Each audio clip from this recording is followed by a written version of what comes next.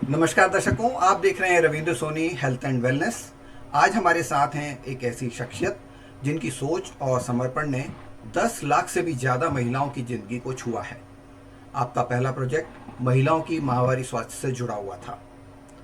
हमारी आज की मेहमान महिलाओं के स्वास्थ्य, आत्मनिर्भरता और नेतृत्व के लिए काम कर रही हैं। तो चलिए मिलवाते हैं आपको प्राची कौशिक जी से, जो हैं व्योमिनी सोशल फाउंडेशन की संस्थापक और निदेशिका। आज की इस मुलाकात में हम जानेंगे उनकी प्रेरणादायक यात्रा के बारे में। प्राची जी, आपका बहुत बहुत स्वागत है। नमस्ते।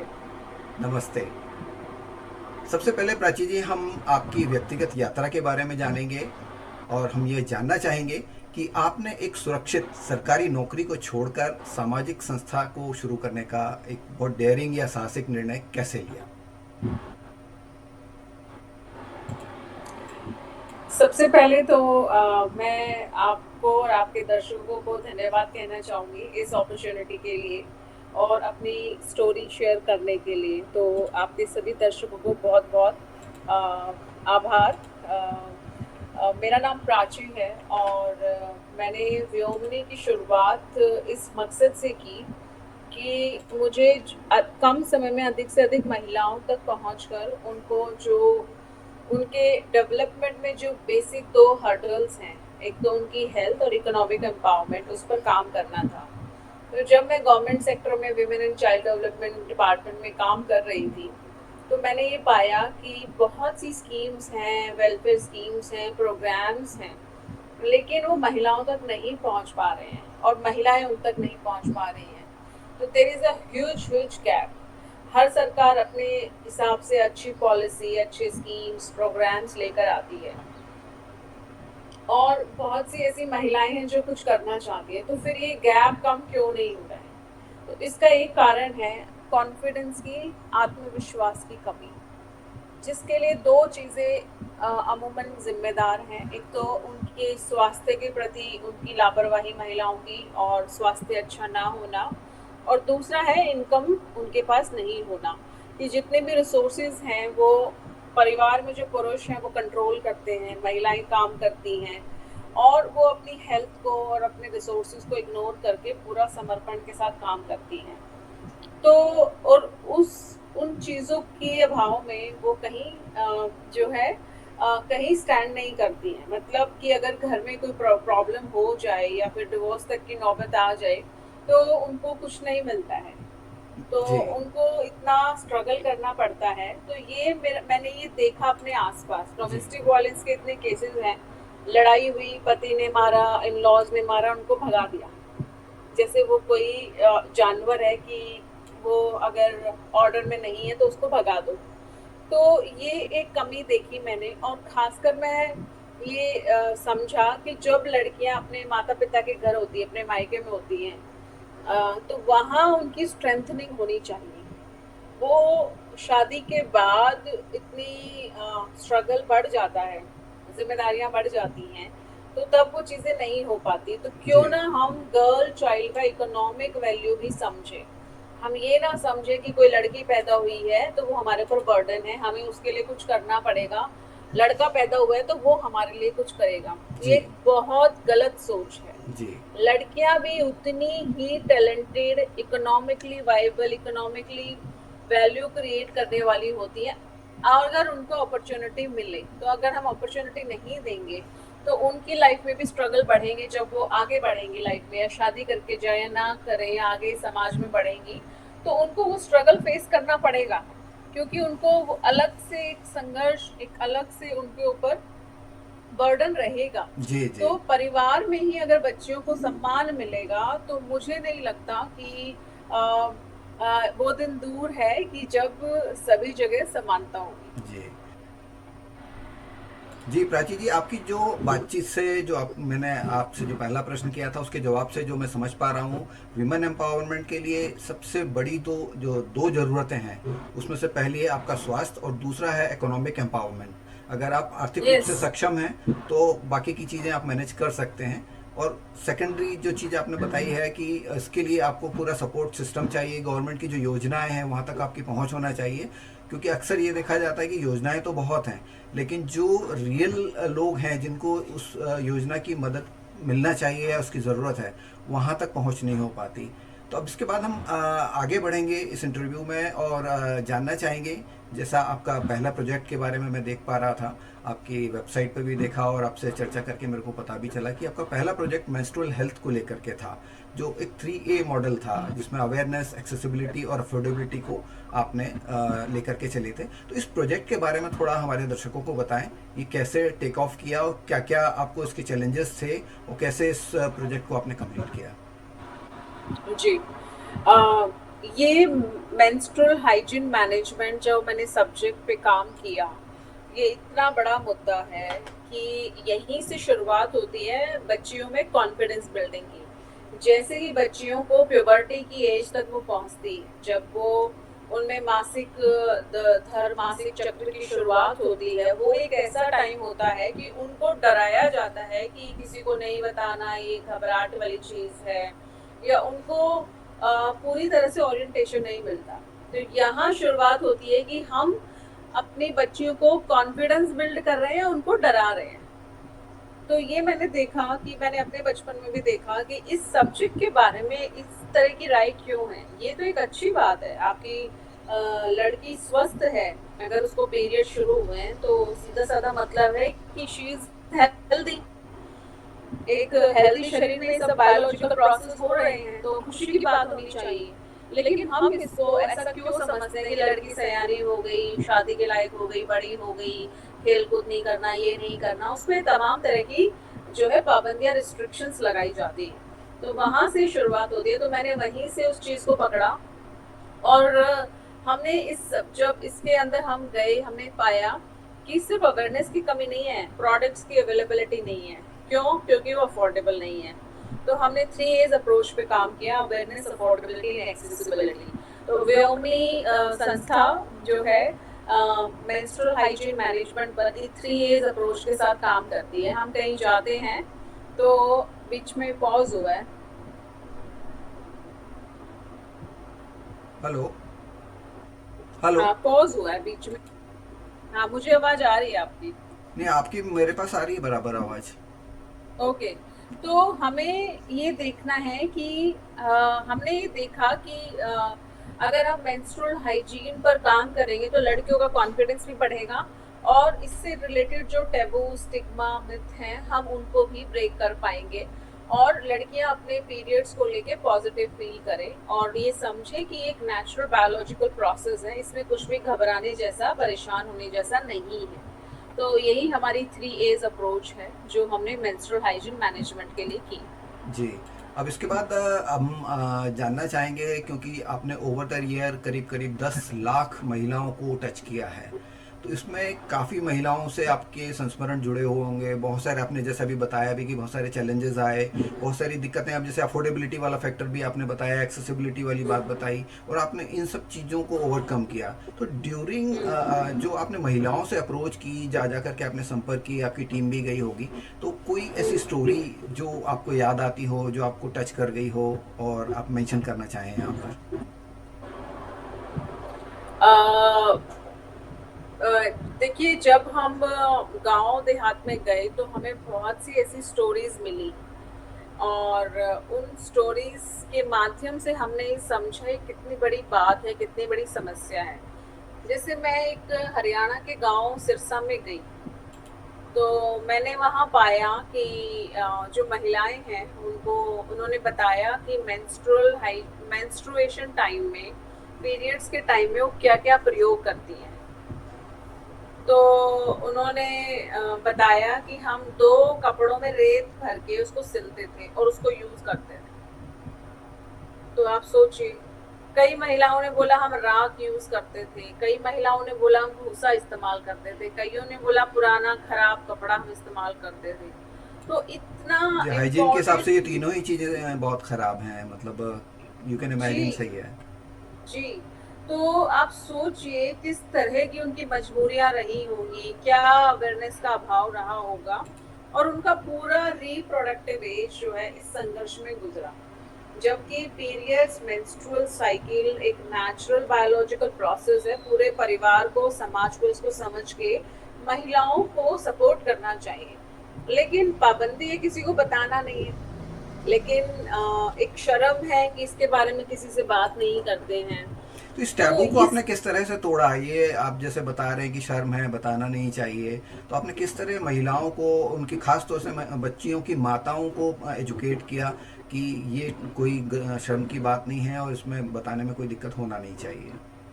देखिए, सबसे पहले तो जब हम जाते हैं, हम डायरेक्टली मेंस्ट्रुअल हाइजीन के बारे में बात नहीं करते हैं, क्योंकि कई जगह इतनी ज़्यादा इस चीज़ को लेके शर्म है कि उनको लगता है इसके बारे में ये बात करेंगे तो भाग जाते हैं या हमें अटेंड ही नहीं करते। तो हम जब गांव देहात में जाते हैं तो हम समझते हैं कि आपकी हेल्थ के बारे में बात करते हैं, सैनिटेशन के बारे में बात करते हैं, फिर हम धीरे धीरे उनसे पूछते हैं आपको हेल्थ को लेके क्या समस्या है, तो वो कहती है पेट में दर्द है, ब्लीडिंग ज़्यादा होती है, कम होती है, या तमाम तरह की परेशानियां हैं। तो हम उनको फिर मेंस्ट्रुअल हाइजीन के बारे में अवेयर करते हैं। हम उनको बताते हैं कि क्यों ये पाबंदियां कभी लगाई गई थी और इन पाबंदियों का मतलब क्या था। तो अगर आप आज के कंटेक्स्ट में उसको रिवाइज नहीं करेंगे, आज के हिसाब से उसको इवॉल्व नहीं करेंगे, तो आप पीछे रह जाएंगे। फॉर एग्जाम्पल, पहले ये कहा जाता था कि पीरियड्स के टाइम पे आपको मंदिर में नहीं जाना है। तो उसके पीछे स्टोरी ये थी कि पहले कम्युनिटी टेम्पल्स होते थे, तालाब में नहा के, एक पानी के सोर्स में नहा के कम्युनिटी पूरी टेम्पल्स जाया करती थी।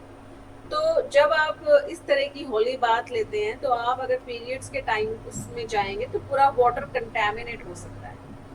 और इस तरह की व्यवस्थाएं नहीं थी कि आपका जो मेंस्ट्रुअल ब्लड है वो लीक ना हो, इस तरह के प्रोडक्ट्स नहीं थे। तो आपको ये सजेस्ट किया जाता था एक जगह आप बैठिए और जब तक आपकी मेंस्ट्रुअल साइकिल है आप उस एक आइसोलेटेड स्पेस में आप रहिए, और उसमें महिलाओं के खाने पीने का ध्यान रखा जाता था और बाहर से कोई भी चीज़ उनको परेशान ना करे, वो रेस्ट करें, इस तरह की ये व्यवस्थाएं थी। लेकिन अब उनको ऐसा बना दिया गया है कि पीरियड्स के टाइम पे महिलाओं को अलग रहना चाहिए क्योंकि वो इम्प्योर है, क्योंकि वो अशुद्ध है, महावारी का ब्लड अशुद्ध होता है। तो इस तरह से करके हमने मिथ और टैबूज को दूर किया कि ये जो व्यवस्थाएं थी आपको हेल्दी रखने के लिए थी। आप पूरी तरह से स्वस्थ हैं, स्वच्छ हैं और प्योर हैं। तो मेंस्ट्रुअल ब्लड कभी भी कुछ सिंफुल नहीं होता है, कुछ भी इसमें पाप जैसा गलत नहीं है। और अगर आप फास्ट रखेंगे पीरियड्स के टाइम पे तो आपकी हेल्थ पे असर हो सकता है। आप पीरियड्स के टाइम पे नेगेटिव फील करेंगे तो असर हो सकता है। आपको पीरियड्स के टाइम पे सेक्सुअली एक्टिव नहीं रहना है क्योंकि इन्फेक्शन हो सकता है। तो इन सब तमाम तरह की जानकारी जब हमने दी तो उनको समझ में आया कि हाँ, ये कितना जरूरी है। तो पीरियड्स इतने इम्पोर्टेंट हैं कि ये तो बेस ऑफ रिप्रोडक्शन है, तो इसको हम क्यों इग्नोर कर रहे हैं। फिर जब हम बात करते हैं टैबू स्टिग्मा की, फिर हम आते हैं हाइजीनिक प्रैक्टिसेस पे। तो जब हम उनको बताते हैं कि आपके यौन अंगों में अगर कुछ भी आप अनहाइजीनिक यूज करेंगे, जो अच्छी चीजें नहीं हैं, तो आपको इन्फेक्शन होगा, इन्फेक्शन होने से बीमारियां होने से आपके परिवार का स्वास्थ्य बजट भी बढ़ेगा। तो ये पूरे परिवार की जिम्मेदारी है कि हम उनको अच्छे से अच्छे प्रोडक्ट्स को मुहैया कराएं। तो हमने जब टैबूज में काम करना शुरू किया तो कुछ कल्चरल प्रैक्टिसेस हैं, कुछ धार्मिक बिलीव्स हैं कि हम इन चीज़ों को इसलिए नहीं करते क्योंकि हमारा धर्म अलाउड नहीं करता, हमारा कल्चर अलाउड नहीं करता। तो उन भावनाओं का भी ध्यान रखते हुए हमने उनको बताया, स्पेशली इन हिंदू रिलीजन, माँ कामाख्या का टेम्पल है असम में, जो कि एक माँ कामाख्या को रजस्वला देवी के रूप में पूजता है। तो आप सोचिए कितना इम्पोर्टेंट है कि इस करके इस रजस्वला रज धर्म को लेके टेम्पल भी है और वर्शिपिंग होती है। साउथ पार्ट में देखेंगे तो जब लड़कियों को पहला पीरियड्स आता है तो उसको सेलिब्रेट किया जाता है। तो इस तरह की तमाम हमने प्रैक्टिसेस शेयर की। अगर ये गलत होता तो फिर पूजा पाठ क्यों किया। ये तो खुशी की बात है और खुशी की बात को तो आपको अच्छे से सेलिब्रेट करना चाहिए। Every month you should be proud आपको पीरियड्स आ रहे हैं। जब तक आपको पीरियड्स आ रहे हैं, आप यूथफुल हैं, एनर्जेटिक हैं, आपको हेल्थ इश्यूज नहीं होंगे। तो हमने इस करके उनको जितने भी मिथ हैं, टबूज हैं पीरियड्स को लेके वो ख़त्म की। कई महिलाओं को ये भी नहीं पता होता है पीरियड्स मेंस्ट्रुअल साइकिल क्या होती है।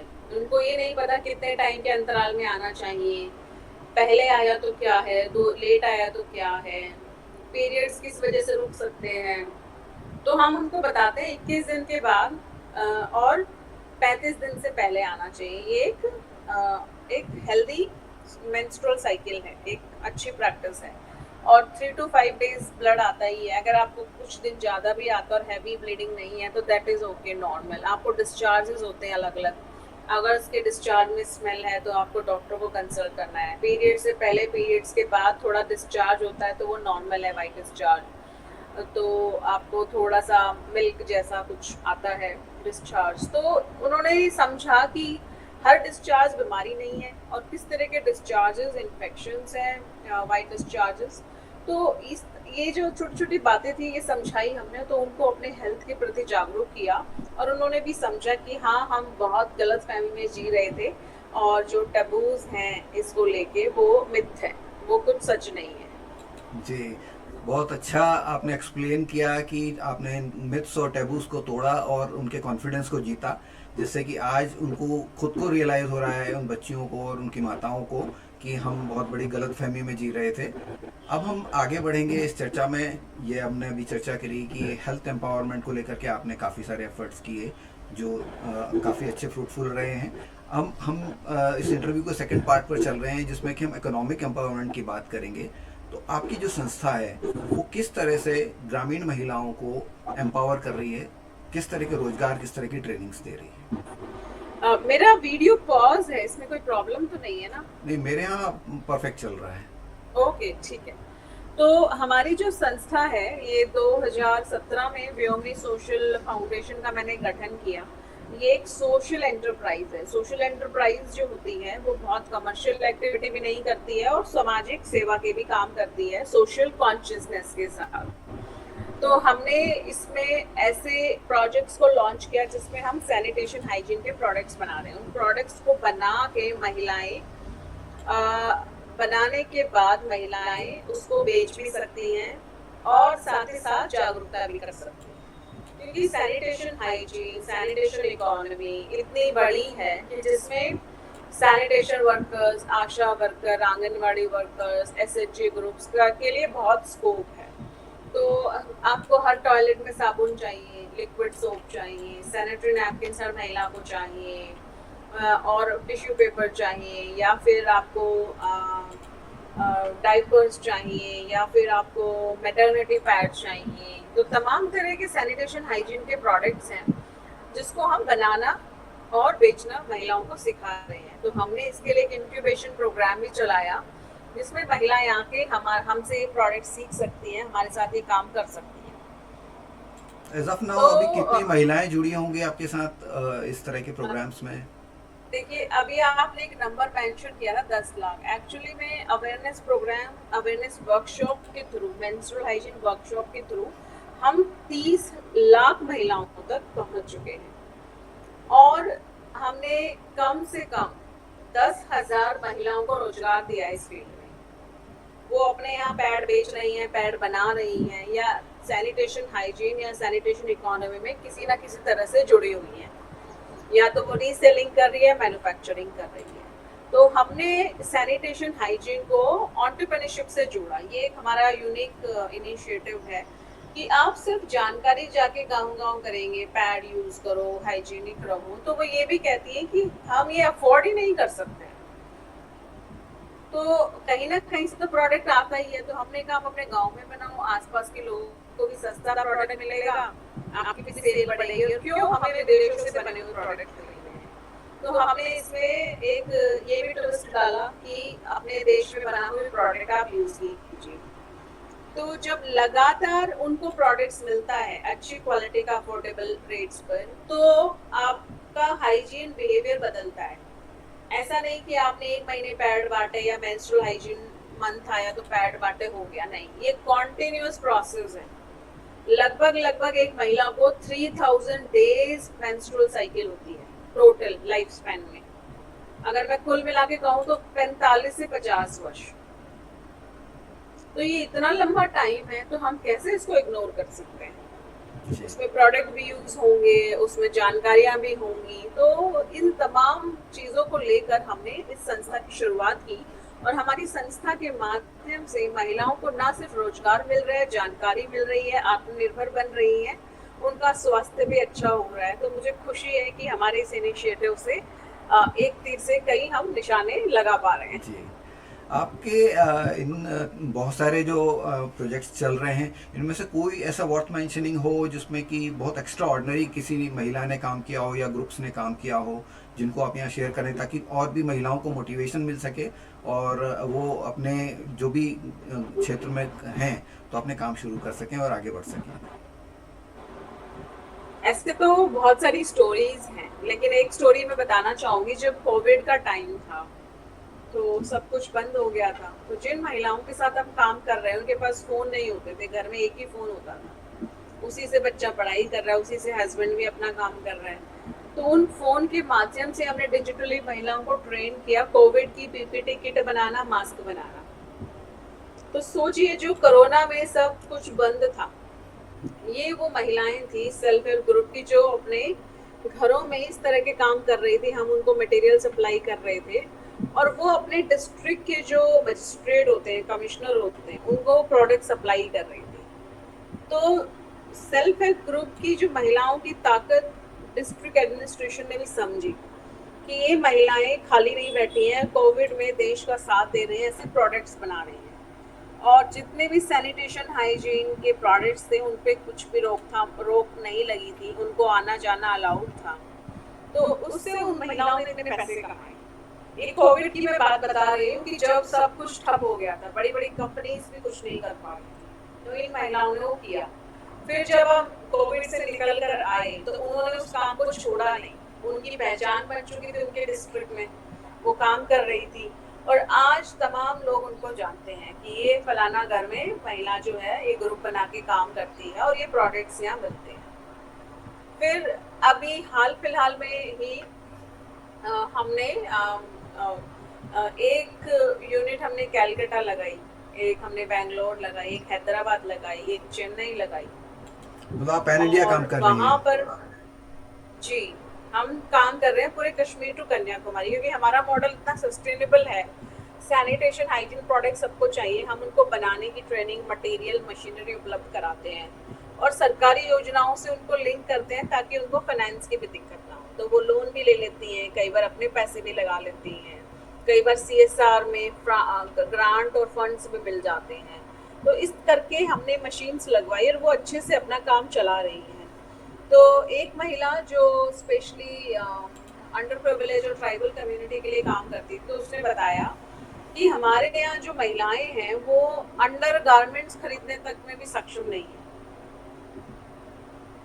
तो सोचिए कि आज हम बात करते हैं विकसित भारत 2047 की, इस तरह की चीजें हो रही हैं कि उनको अंडर गारमेंट खरीदना एक बड़ा इन्वेस्टमेंट लगता है।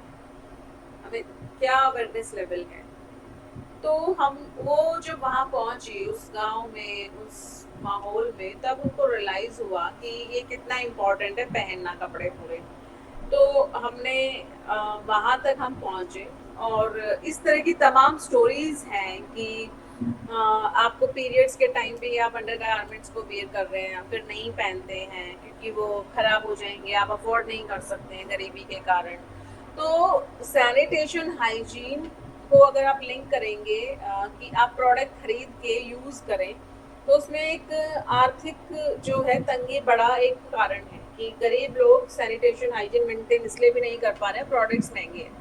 तो वो समस्या हमने दूर की, हम अफोर्डेबल रेट्स में उन प्रोडक्ट्स को बनाना सिखा रहे हैं। और जो लोग धन संपन्न है, जो पैसा है वो खरीद सकते हैं, तो उनको हम बताते हैं कि आप खरीदें तो सस्टेनेबल प्रोडक्ट खरीदें, आप बायोडिग्रेडेबल प्रोडक्ट खरीदें, आप ऐसे प्रोडक्ट्स ना खरीदें जिसमें प्लास्टिक होता है, माइक्रो प्लास्टिक होता है। जी, मैं आपसे ये तो प्रश्न पूछने वाला सस्टेनेबल था कि अक्सर ये होता है कि जो ब्रांडेड प्रोडक्ट्स रहते हैं, लोगों के दिमाग में समहाउ ये रहता है कि वो बेस्ट हैं, और जो आप लोग प्रोड्यूस कर रहे हैं या जो self help groups kind of संस्थाएं होती हैं वो प्रोड्यूस करती हैं, तो कहीं ना कहीं वो इन्फीरियर क्वालिटी होती है। तो एट पार हैं या कहाँ हैं आपके प्रोडक्ट्स? इंफीरियर क्वालिटी बिल्कुल नहीं होती है। उनको सैनिटाइज किया जाता है और उनको ब्यूरो ऑफ इंडियन स्टैंडर्ड के हिसाब से ही बनाया जाता है। तो आप कोई भी प्रोडक्ट आप खरीदें तो आप ये इसका मार्क देखें, उसकी पैकेजिंग देखें। और बहुत से ऐसे प्रोडक्ट हैं जिनकी पैकेजिंग बहुत अच्छी है लेकिन प्रोडक्ट अंदर अच्छा नहीं होता, बस वो बड़ा ब्रांड बन गया है, कंपनी बन गया तो लोग खरीद लेते हैं। तो आप हमारी इन गरीब बहनों पर, सेल्फ हेल्प ग्रुप पे विश्वास कीजिए। ये किसी गाइडेंस में ही प्रोडक्ट बना रही हैं और इनके प्रोडक्ट बिल्कुल क्वालिटी मैच करते हैं। तो जब हम सस्टेनेबल सैनिटेशन की बात करते हैं तो जो सस्टेनेबिलिटी में एक ये बड़ा क्वेश्चन है कि जो प्रोडक्ट बायोडिग्रेडेबल है, प्लास्टिक फ्री है, सस्टेनेबल, वो महंगा होगा, ऐसा नहीं है। तो सस्टेनेबिलिटी में आपको प्लास्टिक का कम प्रयोग करना है। मैं ये नहीं कह रही कि पूरी तरह से प्लास्टिक फ्री है, बट 90% 80% उसमें प्लास्टिक नहीं होता है। और इस तरह के जो प्रोडक्ट्स हम प्रमोट करते हैं, अब तो रीयूजेबल पैड्स भी हम बना रहे हैं। और अभी 28 मई को इंटरनेशनल मेंस्ट्रुअल हाइजीन डे था, तो पूरा मंथ हमने इस तरह के प्रोडक्ट्स को प्रमोट किया, कैंपेन चलाए और बहुत से मीडिया हाउसेस ने भी हमारी स्टोरी को कवर किया। जी। तो इस तरह के प्रोडक्ट्स अवेलेबल हैं, आप बिल्कुल ट्राई कीजिए and feel the difference, experience कीजिए। इस माइंडसेट के साथ मत जाइए कि ये तो इंफीरियर क्वालिटी की ही बना रहे हैं। तो ये आप ऑनलाइन भी अवेलेबल कराते हैं या रिटेल में मतलब डायरेक्ट मार्केट करते हैं जी, प्रोडक्ट्स को? ये प्रोडक्ट्स हमारे ई कॉमर्स प्लेटफॉर्म पे अवेलेबल हैं और हमारी डायरेक्ट सेलिंग भी होती है। बल्क में महिलाएं लेकर भी अपने गांव देहात में उसको बेच रही हैं। तो हर तरीके से हम बड़ी एडवर्टाइजिंग करके, बड़ा टीवी पे ऐड करके हम उसको प्रमोट नहीं कर सकते हैं, क्योंकि हम अपना जो ऐड का पैसा है हम कम्युनिटी अवेयरनेस में लगाते हैं, ना कि हम एडवर्टाइजिंग में। जी, आपके जो भी ई कॉमर्स के लिंक्स होंगे वो हम हमारे डिस्क्रिप्शन में डाल देंगे। जो दर्शक आपके प्रोडक्ट्स लेना थैंक यू। चाहेंगे तो वो आप इस लिंक्स के जरिए परचेस कर पाएंगे। अच्छा, इसके बाद हम आगे बढ़ेंगे और जानना चाहेंगे कि क्या आपकी कोई अपकमिंग योजनाएं हैं। जो एक एरिया तो आपने जो ले रखा है जिसमें आप ऑलरेडी काम कर रहे हैं, फ्यूचर में कोई और अदर एरियाज में आप वेंचर करेंगी क्या? देखिए, हमारा जो एक मोटा सब्जेक्ट है वो है सस्टेनेबिलिटी। तो कुछ भी हम करेंगे सस्टेनेबल, आपके कॉस्मेटिक्स हो। आजकल महिलाएं बाहर जा रही हैं अधिक से अधिक संख्या में, इनकम जनरेटिंग एक्टिविटीज में पार्टिसिपेट कर रही हैं, देश की इकोनॉमी में पार्टिसिपेट कर रही हैं। वैसे तो महिलाओं का योगदान बहुत ही बड़ा रहता है, घर महिलाओं के बिना नहीं चलते हैं। हम जानते हैं हमारी माताओं ने कितना कंट्रीब्यूट किया है हमें बड़ा करने में, हमें इस लायक बनाने में, पढ़ाने में, लेकिन उसकी कोई सैलरी नहीं होती थी। तो आज लेकिन महिलाएं दोनों काम कर रही हैं, वो घर भी संभाल रही हैं और आर्थिक सहयोग भी कर रही हैं। तो ऐसे करके हम कोशिश करते हैं कि अधिक से अधिक महिलाएं जो बाहर जाती हैं वो इस तरह के प्रोडक्ट इस्तेमाल करें जो उनके स्किन के फ्रेंडली हों, जो सस्टेनेबल हो और जो उनकी हेल्थ को भी अच्छा रखे, नुकसान ना पहुंचाएं, प्लस एनवायरनमेंट फ्रेंडली भी हो। तो ऐसे प्रोडक्ट्स की बहुत डिमांड बढ़ रही है। इनफैक्ट अगर वो कॉस्टली भी हैं तो लोग प्रेफर करते हैं। आज ऐसी महिलाएं जो बिल्कुल अर्बन सेटअप में पली बड़ी हैं वो भी रीयूजेबल पैड्स को प्रेफर कर रही हैं, वो मेंस्ट्रुअल कप को प्रेफर कर रही हैं कि इससे वेस्ट क्रिएट नहीं होगा। तो धीरे धीरे ये चॉइस बदल रही है।